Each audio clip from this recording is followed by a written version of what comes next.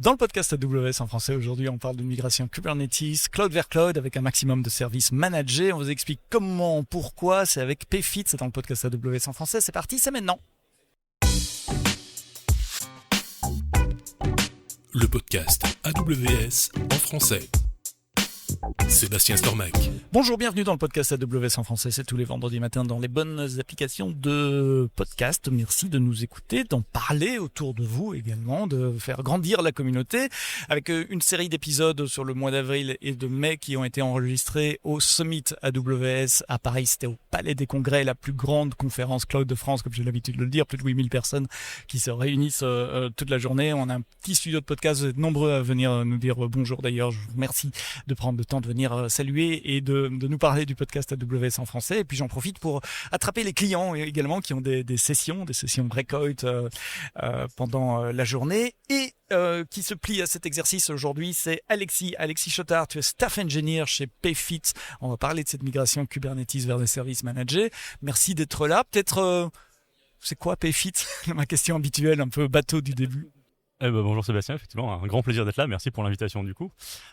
PayFit, c'est quoi? C'est une licorne française, donc voilà, c'est startups qui ont bien grossi, qui ont levé des sous. Licorne, c'est 1 milliard, c'est ça? C'est ça, valué à plus d'1 milliard. Dernière évaluation publique que j'ai trouvée en ligne, c'était 1,8 milliard évalué il y a quelques années, ça a probablement changé depuis, dans un sens ou dans l'autre. Et en fait, on est une scale-up donc, qui fait de la gestion de fiches de paye et SIRH. En gros, on implémente littéralement le code du travail pour générer les fiches de paye des gens. C'est en France, c'est un boulot très compliqué. Oui, c'est ça. C'est intéressant d'ailleurs justement parce que du coup, on est en France, en Angleterre et en Espagne. Et effectivement, on voit que typiquement entre la France et l'Angleterre, le code du travail, etc. est pas vraiment le même. C'est effectivement en France un peu un challenge à implémenter. Mais du coup, moi j'aime bien souvent résumer en disant qu'on fait en sorte que ça soit pas compliqué pour les employeurs, notamment les TPE-PME, de payer leurs employés. Mm-hmm. Voilà, c'est une interface web auquel vos clients peuvent se connecter et donc gérer la paye de leurs employés. C'est ça complètement, c'est un SaaS où les administrateurs et les employeurs peuvent aller gérer la paye de leurs employés, les employés eux-mêmes peuvent aller pour consulter leurs fiches de paye, poser leurs congés, aller envoyer leurs notes de frais, faire des... donc ça va au-delà de la paye, c'est la finance par rapport aux employés. C'est le côté paye et SIRH, en gros. Vous étiez déjà sur AWS, donc on ne va pas parler d'une migration AWS, on va parler d'une migration de type de service sur AWS, mais votre infrastructure, votre point de départ, c'était quoi ? Alors notre point de départ, alors PayFit ça date de 2016 au tout début, alors je n'étais pas là à cette époque-là, mais dès le début c'était déjà sur AWS. D'ailleurs, fun fact, pour un talk récent, j'ai regardé justement nos factures. À l'époque on voyait bien les discounts AWS Startup qui justement aidaient les entreprises à démarrer sans que ça coûte trop. Ça a très bien marché du coup avec PayFit. Donc on est déjà sur effectivement AWS. Je crois que toute première utilisation c'est la Route 53. DNS. Avoir des records et un nom de domaine quelque part, mais j'étais pas encore là. Moi quand je suis arrivé en 2020-2021 chez PayFit, l'infrastructure concrètement c'était quelques buckets S3 qui se battaient en duel et beaucoup d'instances EC2 sur lesquelles on faisait tourner notamment deux choses. Un cluster MongoDB qu'on appelle de son petit nom le cluster MongoDB monolithique de l'enfer. On fait plein de talks qui expliquent comment on en est sorti de ce cas particulier. Et tout le reste c'était du Kubernetes avec en fait toute l'infra de PayFit qui tournait sur ces clusters Kubernetes. Sur des EC2 que vous managiez vous-même, ce qui est c'est ça, intéressant. sur le EC2. Et d'ailleurs c'était pas mal le boulot d'ailleurs, du coup, de manager ne serait-ce que le cluster lui-même. En l'occurrence, pour le gérer quand même un petit peu as code, on utilisait quelque chose qui s'appelle Kops, et pour le gérer de manière déclarative, on a même créé un provider Terraform qui s'appelait le Terraform Kops Provider. Pour gérer ça as code, et on gérait aussi tous les contrôleurs qui allaient dessus, etc. Donc rien que ne serait-ce que gérer ce cluster lui-même, sans même parler de ce qui tournait dessus, c'était déjà... Alors étant une startup, je suppose qu'il y a eu une phase d'hypercroissance qui explique ce genre d'architecture où on doit délivrer quelque chose au début, on part sur un truc et puis ça grandit, et on se retrouve avec cette situation-là. Oui, complètement. C'est complètement ça. Phase de croissance et puis aussi un état de facto de pendant longtemps. Chez PayFit, il y a beaucoup de profils un petit peu juniors aussi qui bossaient là-dessus. Et puis Kubernetes, c'était sympa. C'est aussi pour ça qu'on s'est retrouvé avec du MongoDB d'ailleurs. En 2016-2017, MongoDB c'était plutôt hype. Donc PayFit était parti là-dessus à l'époque. Puis ça a continué de vivre sa vie, de grossir jusqu'à un certain point. Et même pour les choses qui tournent par exemple sur Kubernetes, parce qu'on y reviendra peut-être sur le côté exposition de service. On avait par exemple un reverse proxy fait maison en Go. Fait maison. Alors que voilà, fait maison, reverse proxy en Go complètement. C'est pas du tout notre métier. Il y a 15 alternatives qui existent, sans même parler des services managés pour le faire. Néanmoins, on avait ça qui tournait sur Kubernetes, qui exposait nos services sur Kubernetes. Et par rapport à comment on en est arrivé là, moi j'ai rencontré un jour la personne qui l'avait créé, qui me disait mais en fait j'ai créé ça. Moi j'étais stagiaire. Et en fait c'est un peu l'état de facto qui est arrivé. On grossit, on embauche des gens, chacun a son sujet et puis ça avance. Et puis un jour on se pose effectivement la question de ok, mais en termes de maintenance, en termes de coût, On pourrait peut-être faire mieux. Mais c'est quoi ce déclic justement? De se dire quel est l'événement déclencheur qui a dit là maintenant il faut quand même repenser notre architecture, on est dans un autre niveau de croissance de la société, on va réorganiser ça de façon à être plus scalable sur les prochaines années. Je pense pas qu'il y ait eu un élément déclencheur particulier. C'est plutôt un cumul d'un côté, du côté maintenance, du côté plateforme de Payfit, dans l'équipe qui gérait tout ça, et en plus de ça, aussi un sujet un petit peu de coût, et même de complexité pour les équipes, parce qu'au final, on avait donc beaucoup de choses qu'on gérait nous-mêmes sur ce Kubernetes. Donc il y avait évidemment les workloads qui tournaient sur ce cluster Kubernetes sur EC2. On avait aussi les bases de données. On avait du Redis, du PostgreSQL, de l'Elasticsearch. Pour la partie middleware, pour tout ce qui est asynchrone, on a fait beaucoup d'asynchrone chez Payfit, les traitements des fiches de paye en fin de mois, etc. On avait un job scheduler fait maison qui s'appelait l'Agenda, qui reposait sur un broker de messages open source appelé NSQ, qu'on hébergeait sur ce cluster Kubernetes. Et en fait, tout ça, mine de rien, mis bout à bout, donc non seulement c'était de la maintenance, mais en plus, c'était pas forcément clair pour les équipes produits ce qu'ils avaient à leur disposition. C'était quoi les defaults? Parce qu'évidemment, tout ce qu'on avait codé nous-mêmes, le fameux reverse proxy en Go ou l'agenda, ou ce genre de choses, évidemment, la documentation était loin d'être incroyable. Mais voilà, ne serait-ce que d'un point de vue clarté pour les équipes produits, pour qu'elles puissent itérer rapidement, c'était pas forcément super clair. En fait, elles dépendaient énormément des équipes plateformes chez Payfit. Par exemple, sur la partie base de données, à l'époque, c'était encore, en 2020-2021, c'était Allo, la plateforme team du moment. Est-ce que vous pourriez me spawn une DB, s'il vous plaît? Voilà. Pas très self-service comme on dit. Non, c'est ça. Et en plus de ça, alors ça a joué, je pense, dans le entre guillemets déclic global, le pourquoi on a changé les choses. Il y a aussi des questions de fiabilité. Les bases de données en question, il y avait pas deux réplicas. C'était du coup pas méga fiable. Sans même parler des backups il y a rien à dire en fait, justement, on parlait pas parce qu'il y avait pas de backup. Voilà, exactement. Donc tout ça mis bout à bout, en plus niveau pareil sécurité, c'était pas forcément incroyable hein. Les bases de données globalement, c'était souvent partagé entre plusieurs applications avec deux users, un user read-write, un user read-only, avec des secrets qui se baladaient un petit peu, alors chiffrés tant bien que mal dans Git avec du soft, des choses comme ça, mais c'était mis bout à bout, le côté maintenance, le côté manque d'autonomie des équipes produits, le problème de fiabilité, de sécurité, on rajoute par-dessus ça le côté coût, font qu'au bout d'un moment, le constat était assez clair de OK, il faut qu'on trouve une autre manière de faire les choses. Alors comment on se lance là-dedans? Parce que c'est un gros chantier et évidemment, vous ne pouviez pas interrompre le service pour vos clients. Donc je prends souvent l'analogie, c'est comme si on changeait le moteur d'un avion, les sièges et tout pendant le vol sans que les passagers s'en rendent compte. En fait, on s'y est pris assez graduellement. Ce qui est intéressant, c'est que je donne justement un talk à cet AWS Summit là, auquel on enregistre cet après-midi un petit peu sur le sujet. Et dans le titre, un moment qui est choisi par AWS, ça parle d'une grande migration. En fait, il n'y a pas eu une grande migration. Ça a été plein de petites migrations. On n'a jamais évoqué en interne le sujet de migrons vers des services managés au global. Donc il n'y a pas eu un projet, non. On migre notre plateforme. Il n'y a pas eu ça. Par contre, il y a eu nos clusters PostgreSQL, self-hostés sur Kubernetes, bougeons-les vers du RDS. Et ensuite, bougeons de RDS vers Aura Serverless V2.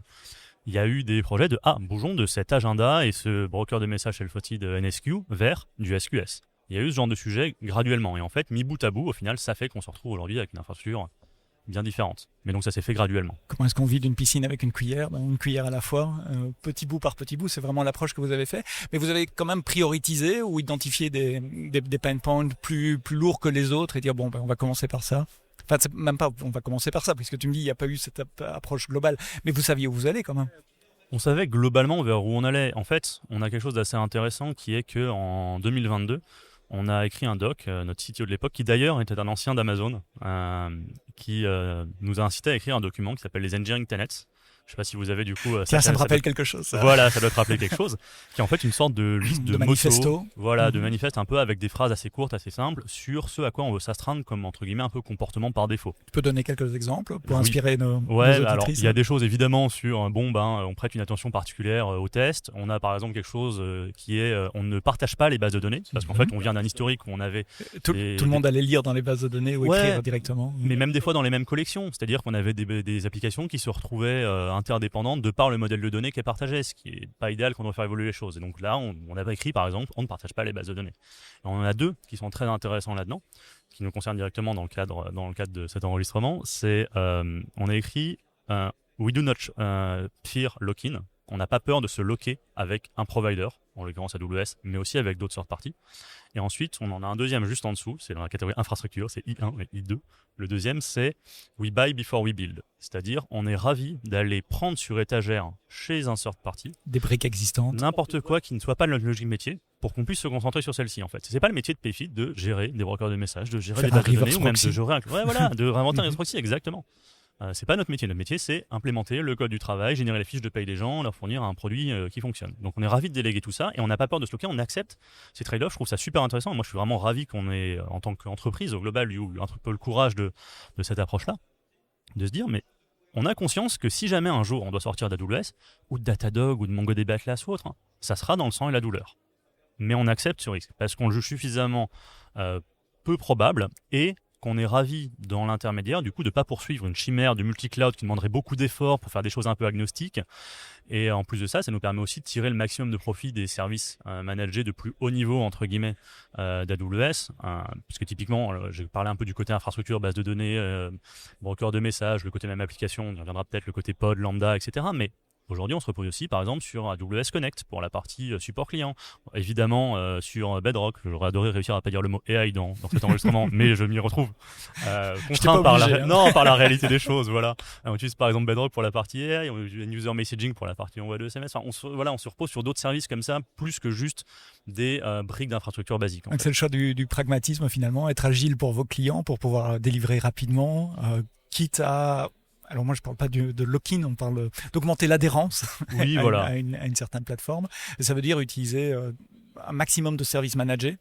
Complètement. Un maximum, en tout cas quand ça a du sens. Alors il y a des fois où on se dira peut-être que sur ce point-là particulièrement il y a de l'intérêt à pour l'instant faire certaines choses nous-mêmes, mais dès qu'on a l'occasion de s'en délester et de le déléguer à un third party, on est en général ravi de le faire. Alors comme vous n'avez pas fait une grande migration, mais toutes des petites migrations, on ne va pas pouvoir aller dans le détail de chacune, mais l'architecture d'aujourd'hui, ça ressemble à quoi ? Mais, pardon, juste pour la partie migration, du coup, parce que tu me posais la question plutôt d'interruption de service, etc. Ces migrations, ça a ressemblé à plein de choses, en fait, main dans la main avec les équipes produits. Je pense par exemple au côté base de données, les migrations vers des alternatives managées par AWS, ça s'est fait main dans la main avec les équipes en question.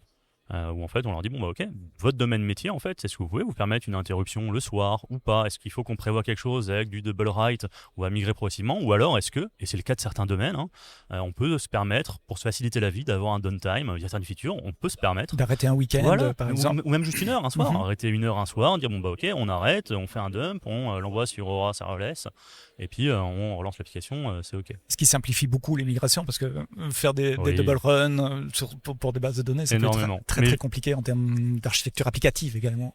Sur les parties les plus critiques de l'application, par exemple la base de données qui va contenir les données de paye les plus critiques, on ne peut pas se permettre d'interruption, mais pourtant c'est la partie la plus compliquée, ne serait-ce qu'à migrer. C'est la partie sur laquelle on sera en fait le plus ravi de pouvoir justement avoir un petit downtime, mais c'est les parties sur lesquelles on ne peut pas se les permettre. Donc entre guillemets, toute la complexité est très centralisée sur certaines parties. Je suis toujours curieux sur les aspects de prioritisation, c'est français ça.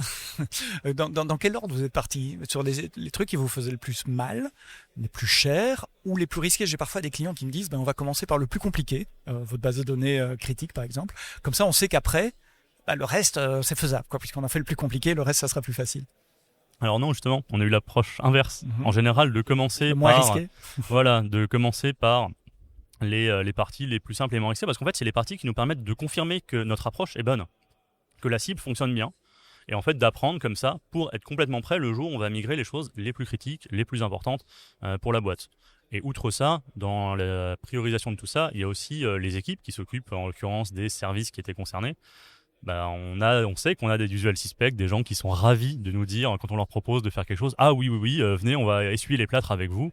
Et donc souvent on se tourne vers eux parce qu'on sait qu'ils vont répondre présent, on sait qu'ils vont nous donner du feedback, on sait qu'ils vont être ravis de participer. Donc c'est aussi un biais comme un autre dans la manière dont on priorise un peu les choses qui bougent. Où est-ce que vous en êtes aujourd'hui? Ça ressemble à quoi votre stack technique architecturel post-migration?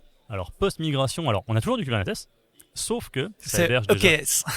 Voilà, sauf que déjà, alors évidemment pour la partie du coup gestion du cluster en lui-même, on a de l'EKS, pas encore de l'automode parce que c'est financièrement pas intéressant. On peut détailler si ça t'intéresse. Avec du Carpenter pour gérer les nœuds, ce qui nous a aussi pas mal aidé à réduire la footprint. Scalabilité des nœuds dans Kubernetes. C'est ça. Et ce qui est intéressant, c'est que on a toujours du Kubernetes, mais ce qui est dedans, déjà, on n'a plus rien de fait maison si ce n'est notre logique métier.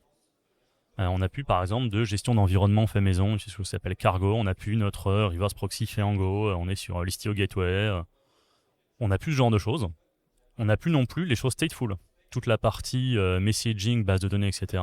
Hop, c'est chez AWS. On a du coup l'AWS Aurora Serverless SV2, on a l'Elasticache, on a de l'OpenSearch, on a beaucoup de nouvelles choses qui utilisent du DynamoDB. SNS, SQS aussi pour la SNS, partie asynchrone. SQS à fond les ballons. Le agenda dont je te parlais plus tôt, avec cette notion de job dans le futur, on l'a remplacé par EventBridge en fait, avec EventBridge Scheduler, avec les one-time schedule qui vont publier le moment venu des messages dans SQS qui sont consommés par les applications. Et puis même ces applications elles-mêmes aujourd'hui tendent aussi à tourner de moins en moins dans Kubernetes, ne serait-ce que parce qu'en fait on a ces primitives d'AWS. C'est bête, mais quand on a du coup des messages qui sont dans du SQS, c'est vachement facile, plutôt que d'aller s'embêter entre guillemets à faire un worker, de dire en fait je vais juste lancer une lambda qui va réagir sur les messages de SQS pour aller les dépiler et s'en occuper. Il y a un aspect humain aussi dans cette migration, passer de code custom qu'on déploie dans Docker, qu'à peu près tout le monde connaît, enfin un étudiant qui sort aujourd'hui peut utiliser ça, vers des services plus managés comme Lambda, etc. Comment vous avez pris en charge l'aspect humain, le training? Ouais, alors il y a clairement un côté humain, je pense qu'on n'a peut-être pas toujours suffisamment pris en compte, mais c'est assez intéressant parce que tu parles de Docker où tout le monde connaît. Pour autant, tout le monde n'est pas forcément expert ou capable d'aller écrire un bon entre guillemets Dockerfile qui va se build rapidement, quelque chose d'assez minimal derrière. Là où du coup, par exemple sur Lambda, il y a vachement moins de questions à se poser. Globalement, c'est quel runtime j'ai et ça s'arrête entre guillemets à peu près là. Alors il y a tout le ligne du côté comment j'envoie le code de ma Lambda, comment je la déploie, etc. Mais ne reste que sur le packaging en lui-même, il y a déjà potentiellement un peu moins de questions à se poser. Et du coup, sur le côté humain, ça s'est fait un peu graduellement. Je sais qu'on a, par exemple, à certains moments, discuté dans les entretiens de dire « Ah tiens, cette personne, elle est plus familière avec AWS. » Bon, ça, c'est quelques points en plus, mais on n'a jamais trop eu cette démarche non plus de recruter des experts AWS. Par contre, sur les sujets de formation, en fait, on le fait plus en interne, en s'appuyant sur AWS. Par exemple, on a fait des AWS Game Day sur la partie serverless, où on a dit, il y a AWS qui est venu animer chez nous une journée où, en gros, les gens, il y a beaucoup de payfitters qui sont arrivés le matin, où ils ne connaissaient pas grand-chose au côté serverless d'AWS. Et quand ils sont repartis le soir... Ils étaient convaincus. Mais en fait, non, c'est pas qu'ils étaient convaincus, c'est qu'ils avaient au moins une expérience. Ils avaient déployé une Lambda, ils avaient déployé leur QSQS, ils avaient branché tout ça ensemble. Et donc, ça enlève un peu l'appréhension ensuite de se lancer dans ce genre d'architecture pour des choses qui tourneront en production. Et autre exemple, sur le côté humain, formation, on s'appuie beaucoup sur les sessions aussi d'enablement d'AWS quand c'est pertinent. Et ça nous épargne d'ailleurs beaucoup de boulot côté plateforme chez Payfit. Je vais prendre un exemple. On a une équipe chez Payfit qui gère toute la partie stockage des fiches de paye dans S3, en l'occurrence. Cette équipe, à un moment, avait plein de questions sur les fonctionnalités un petit peu plus avancées, toute la partie versionning, les différents lifecycles, etc. etc. Globalement, nous, ce qu'on a pu faire, c'est juste dire hey, allô AWS, vous n'auriez pas par hasard une session de S3 Enablement sur étagère dispo quelque part? Ça alors, quelle surprise! Si.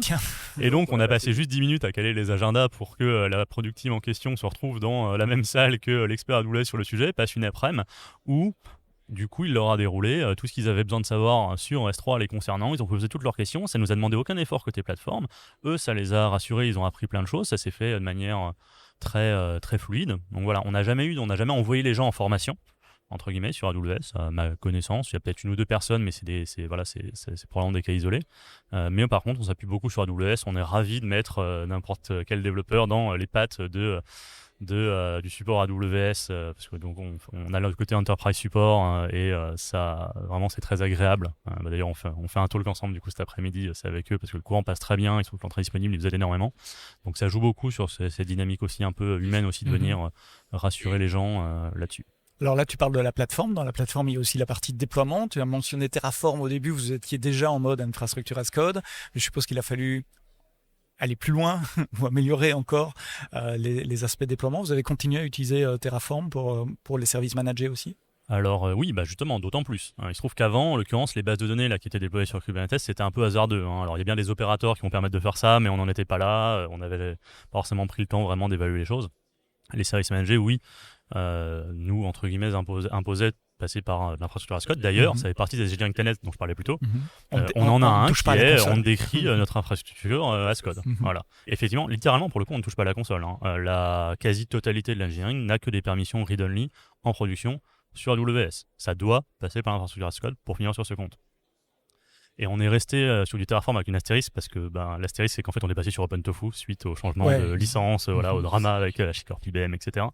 Donc, on a de l'OpenTofu appliqué par Spacelift, un autre third party, parce qu'encore une fois, ce n'est pas notre métier de réinventer le comment va-t-on run de l'ISC dans notre CI. Donc, on se repose sur Spacelift pour appliquer la partie OpenTofu. Ça nous sert aussi de registrer au passage pour nos modules. Je connais pas Spacelift, c'est quoi?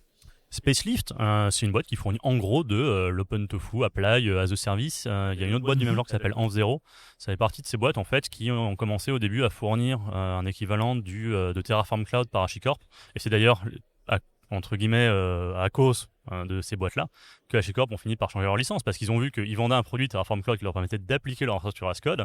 D'autres boîtes se sont mis entre guillemets à venir manger leur gâteau là-dessus, donc ils ont changé la licence pour empêcher un peu ce genre de choses. Et c'est de là qu'a été ici OpenTofu, c'est Spacelift et Env0, un autre de leurs concurrents, qui ont forqué, qui maintiennent aussi du coup tout ça. Bis repetita avec OpenSearch, avec Valky et tous les autres. Et puis au niveau applicatif, est-ce qu'il y a eu des besoins de réécriture de code aussi? Alors, on n'a pas eu tant de langage niveau applicatif que ça. On est intégralement sur du TypeScript et donc Node, ça run. Donc que ce soit Docker ou Lambda, il y a juste comment le code est appelé qui change. Voilà, c'est ça. Alors il y a évidemment quelques débats sur est-ce qu'on ship des images Docker ou des zip pour la manière dont on tournera Lambda, etc. derrière. Mais fondamentalement non, pas tant de changements dans la logique que ça. En fait, on avait déjà aussi beaucoup de workers et donc le fait d'avoir des lambda qui dépilent ça, c'est juste qu'au final, au lieu de réagir sur un message reçu sur un consumer, on réagit sur le handler qui va bien quand on est appelé par le message qui vient de SQS par exemple. Et pour le reste, non, pas forcément. Au contraire, ça nous a peut-être même simplifié la vie sur certaines parties parce que du coup, en termes de scalabilité, on a moins à se soucier de comment je vais aller optimiser les threads de mon app pour aller scaler quand on doit calculer toute la paye. Voilà. Alors on a d'autres entre guillemets considérations du coup, par exemple les quotas de lambda, de concurrent execution, etc. qu'on a tapé, qu'on a dû étendre, ce genre de choses. J'allais y venir, c'est quoi les surprises que vous avez eues, les choses que vous n'aviez pas anticipées? Alors souvent on me répond les quotas, ça c'est un classique, est-ce qu'il y en a d'autres aussi? Pas forcément tant que ça. En fait, les quotas, on l'a eu effectivement au début, mais depuis qu'on sait, entre guillemets, qu'on s'en occupe, c'est moins un problème. D'autant plus que maintenant, on l'a pas encore activé, mais c'est bientôt. Il y a les auto-upgrades de quotas qui sont sortis sur AWS maintenant. C'est possible automatiquement d'avoir les quotas qui s'increasent quand il y a besoin. En tout cas pour certains trucs, donc on va passer là-dessus. Sinon, des choses qui se sont mal passées, pas forcément tant que ça. En fait, même dans les migrations, je pense par exemple côté base de données, message queue, etc., on a vraiment eu des équipes produits qui des fois nous ont dit, je cite, 10 sur 10, would maintenance again. C'est vraiment je referai cette migration volontiers. C'était tellement transparent que c'était OK. Et c'est d'ailleurs un peu une fierté sur certaines migrations comme ça d'avoir pu les faire en fait sans incident. Tiens, tu me rappelles une question à laquelle j'ai pensé et que j'avais perdu de mon esprit, parce que tu parles de base de données.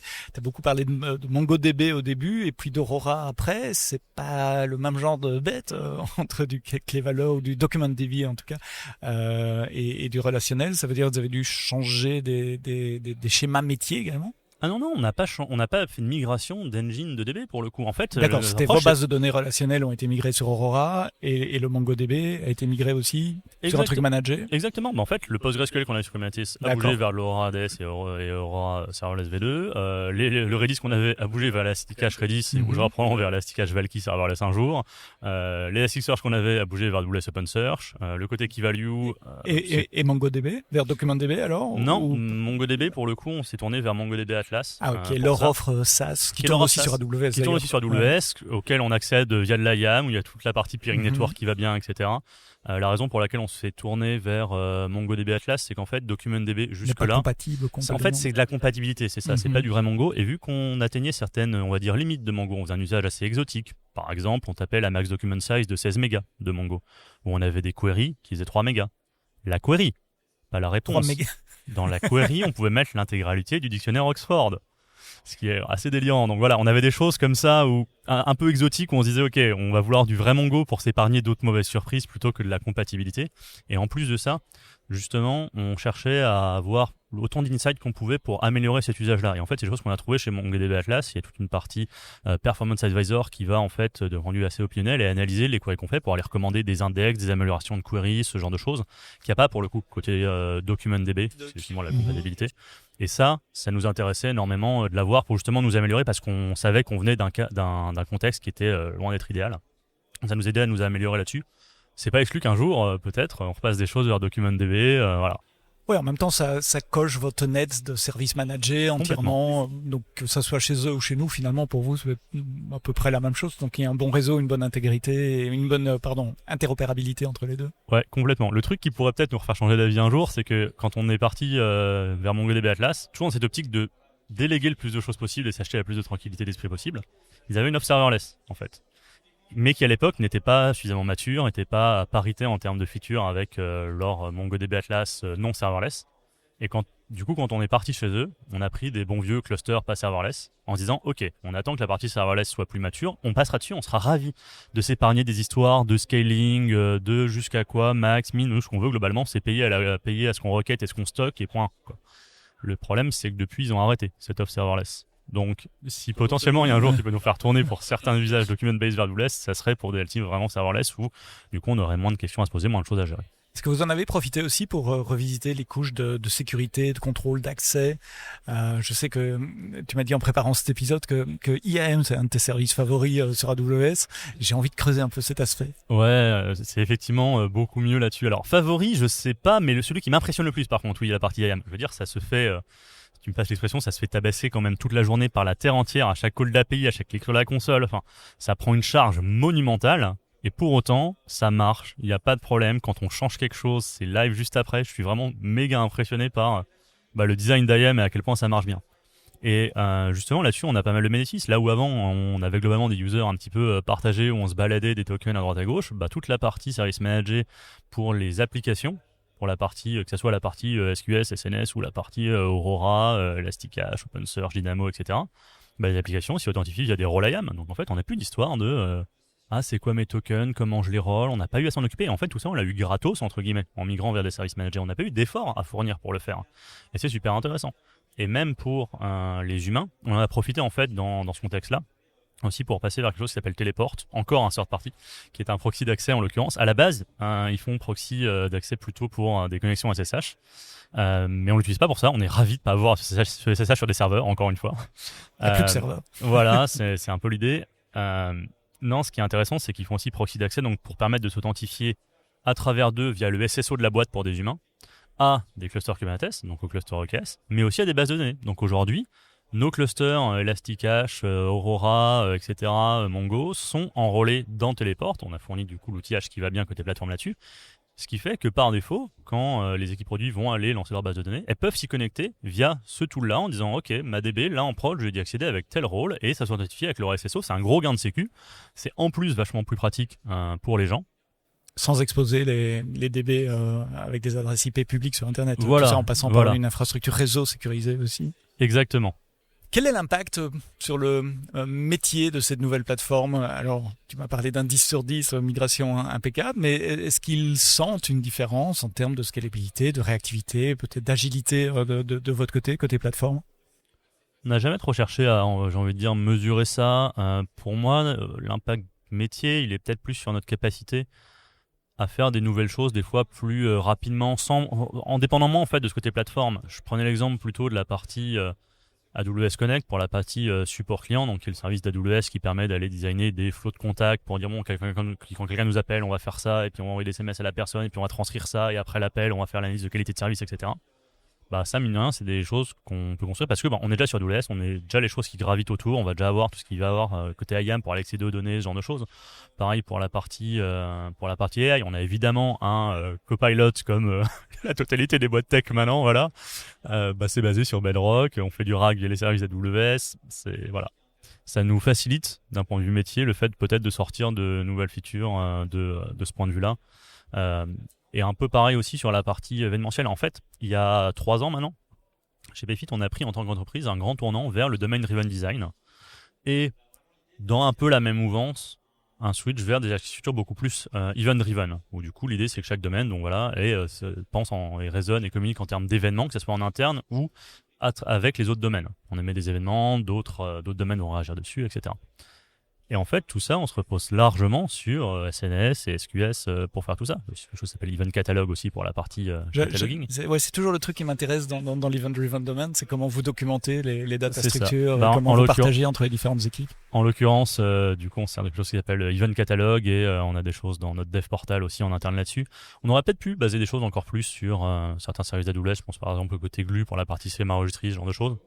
Mais fondamentalement, le fait de se reposer sur les services AWS pour cette partie événementielle, ça nous a facilité le fait de prendre ce tournant-là aussi. On n'a pas eu à se poser des questions, par exemple, de « Bon alors, mon Kafka, comment je le fais tourner ? C'est quoi l'équipe qui va le gérer ?» C'est génial, hein, Kafka, j'adore. Alors, si on avait pris ce chemin-là, on leur prend des délégués à Confluent, mais je veux dire, le fait d'avoir les bonnes primitives côté AWS nous a permis de construire toute cette architecture pour la partie event-driven en souciant moins, du coup, des problématiques d'infra derrière. Un truc qu'on a bien chez Amazon, c'est les chiffres. Ça donne aussi une idée de la taille de votre plateforme et des opérations sur cette plateforme. Et je sais que tu as été fouillé dans les systèmes pour préparer cet épisode. On parle de quelle taille ici ? C'est quoi comme chiffre qui t'intéresse, par Dis-moi exemple ? ce que tu peux dire. Je sais pas. Nombre d'événements, volume de données sur S3. Ouais, le volume de données sur S3, on est à 162 Tera de mémoire, je crois. Attends, je te vérifie ça. Je crois que je me suis noté dans un coin. C'est ça, on est à 162 Tera. Et ce qui est incroyable d'ailleurs, c'est que ces 162 Tera, ça nous coûte que 2000 balles par mois à stocker sur S3.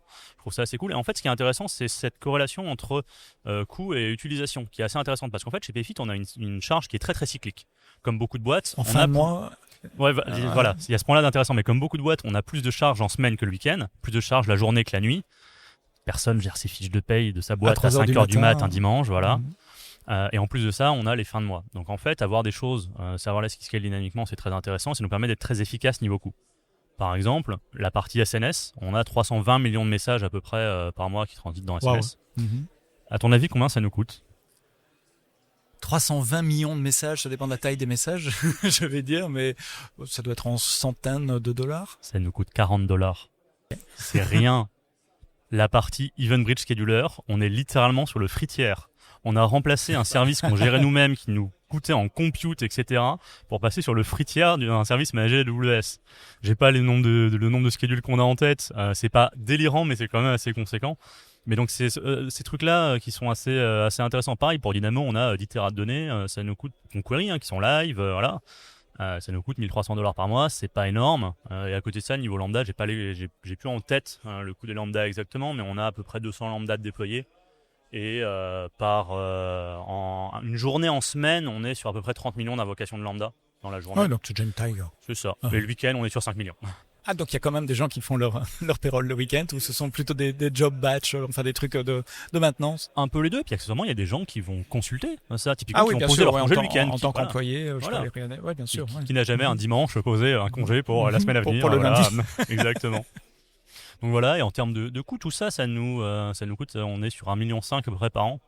Si jamais ça intéresse les gens, on a fait un talk récemment parce qu'en fait, ce qui est intéressant, c'est que dans ces 3 ans-là, où on est passé de plus en plus vers les services managés, on pourrait s'attendre à se dire, ok, ça nous coûte plus cher qu'avant. C'était une des questions que j'avais, mais je sais que c'est pas toujours facile de faire cette estimation parce que le périmètre bouge aussi. Vous avez peut-être beaucoup plus de clients maintenant qu'il y a 3 ans, et donc on ne compare pas nécessairement des pommes avec des pommes.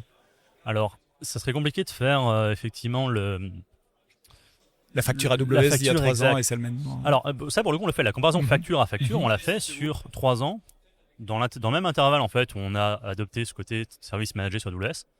On a fait moins 40% sur la facture AWS. Alors, on pourrait se dire, oui, mais c'est parce qu'on a moins de business. Non, on a plus de clients qu'avant, on génère plus de fiches de paie qu'avant. On pourrait se dire que oui, mais c'est parce que tout est sorti d'AWS. Non, au contraire, on se repose encore plus sur les services managés AWS. Alors, il y a certains trucs qui sont un peu sortis, je pense à la partie Mongo. Ouais. Et encore, la partie Mongo, on a pendant longtemps gardé les clusters et certains commitments qu'on avait. Donc ça se ressent même pas tant que ça dans ces coupes pour l'instant. Ça va arriver, on va encore baisser. On a baissé de 40%, on va encore baisser un petit peu. Tout dépend à quel point est-ce que Bedrock nous coûtera cher. Mais on a du coup diminué ces coûts-là sur 3 ans. Et si ça intéresse du coup d'ailleurs les gens qui veulent des détails là-dessus, par exemple le breakdown sur à quel point est-ce que ce sujet de migration technologique et architecturelle à jouer là-dedans. Je crois qu'on est aux alentours de ces 20% des raisons à peu près de ce qui a joué là-dedans. Il y a aussi beaucoup le côté commitment, saving plan, beaucoup de nettoyage. Je me souviens un jour, j'ai remove 150 Tera de S3 sans que ça soit un incident, que ça pose de problème à personne. C'était juste des trucs qui servaient plus à rien, des vieux backups, et voilà. Des volumes EBS et des trucs comme ça. Voilà, aussi. exactement. Ouais. On est bien mieux maintenant. Voilà, c'est bien plus clean. Mais concrètement, donc on en a fait un talk qui s'appelle 40% de coûts en moins sur AWS avec plus de business. C'était à Tour Tech il y a quelques semaines avec un collègue. Le recording est dispo sur YouTube. Il y a tous les détails, il y a les graphes. On a la chance en fait. Je suis très content qu'on puisse partager ça. On a un site web. Oui, tu parles très ouvertement de montants, etc. On a la chance d'avoir un CTO qui s'appelle Sébastien Chauffret qui est très sponsor du fait d'aller parler en externe et même de partager ce genre de chiffres.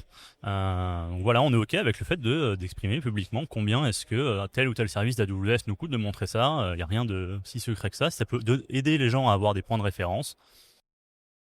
Je mettrai le lien évidemment dans les notes du podcast. Vous scrollez dans votre application sur le site web, vous allez voir le talk en question.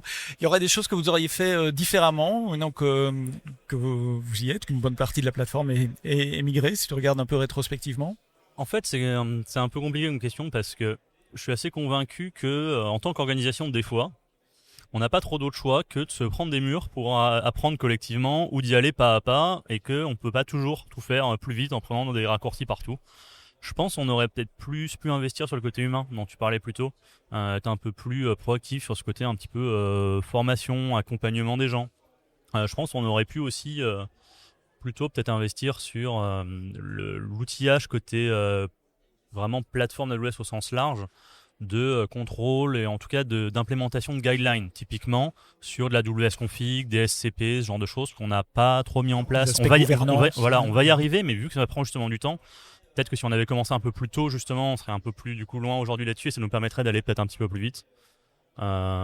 Justement, puisque tu parles de ça aussi, comment tu vois le futur de la plateforme? Qu'est-ce qui reste à faire ou quels sont les axes que vous voulez développer encore plus en détail? On va continuer de déléguer des choses, clairement. Alors déjà, on va avoir de plus en plus de workloads qui seront sur des lambda, VS, qui tournent encore dans des pods sur Kubernetes. Ça veut dire qu'il y a un projet ou une idée de se passer de Kubernetes à terme?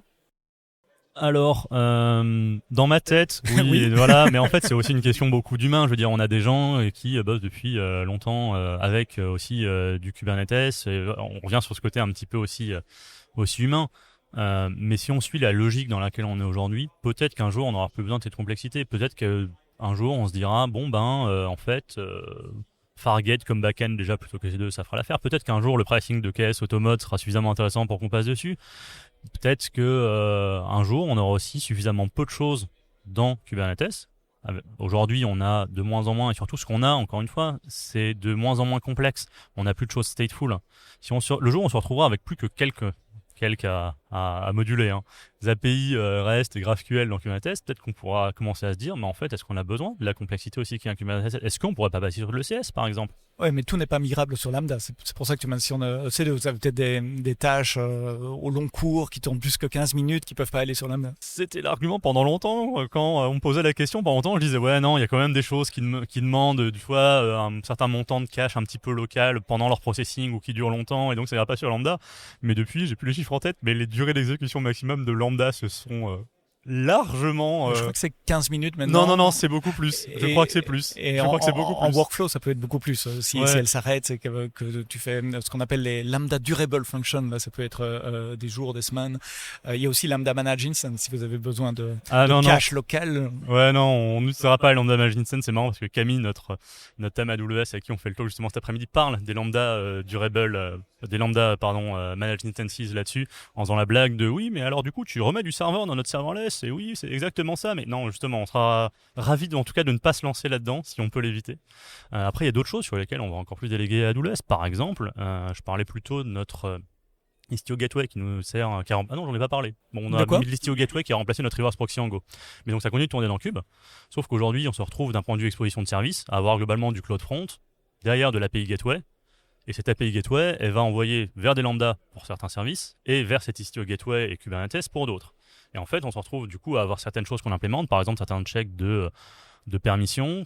en fait, qu'on doit du coup implémenter un peu aux deux endroits, à la fois côté Epic Gateway et au niveau de cet ICO Gateway. Donc, on est en train de regarder pour est-ce que, en fait, on n'arriverait pas à se débarrasser de cet ICO Gateway pour tout mettre côté Epic Gateway, se reposer sur VPC Lattice, par exemple, pour la partie network et connectivité vers les services derrière. On a littéralement un workshop prévu sur VPC Lattice vendredi matin, là, dans 2 jours, après ce recording.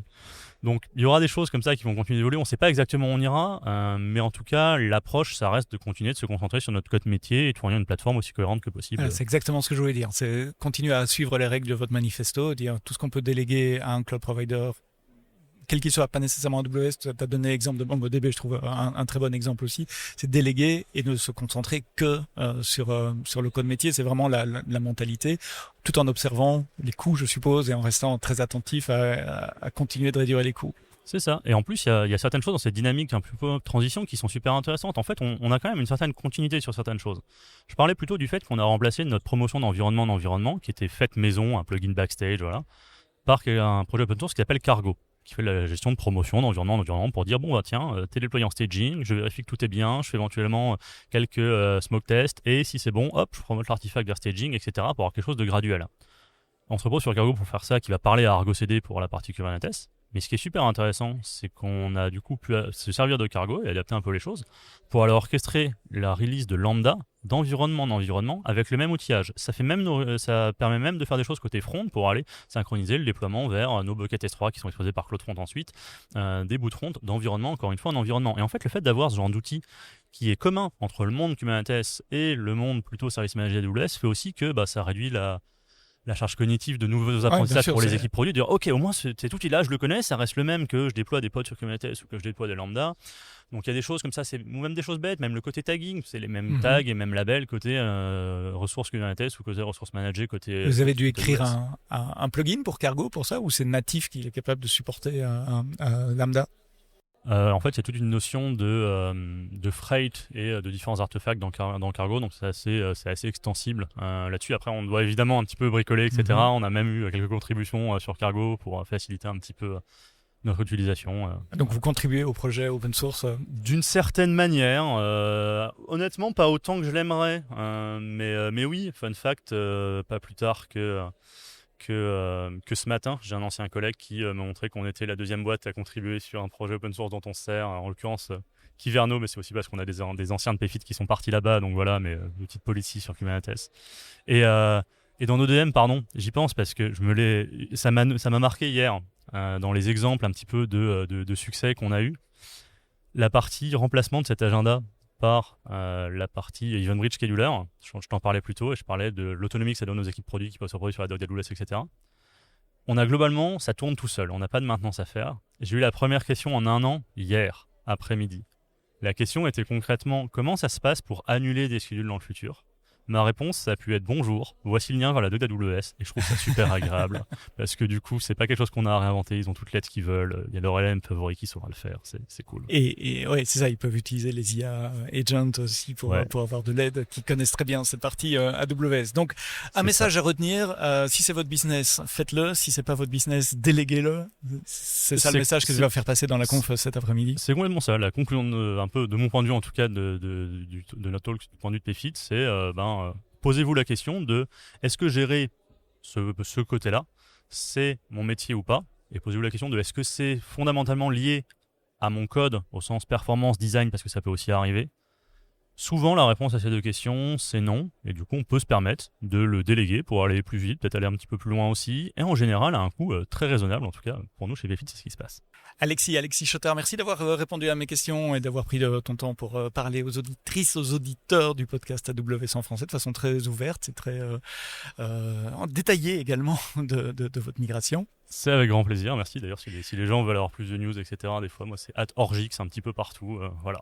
Et sur LinkedIn également. Et comme d'habitude, les liens sont dans l'appli de podcast. Merci à vous d'avoir écouté cet épisode du podcast AWS en français jusqu'au bout. Rendez-vous vendredi prochain pour un nouvel épisode. Mais d'ici là, quoi que vous codiez, codez-le bien.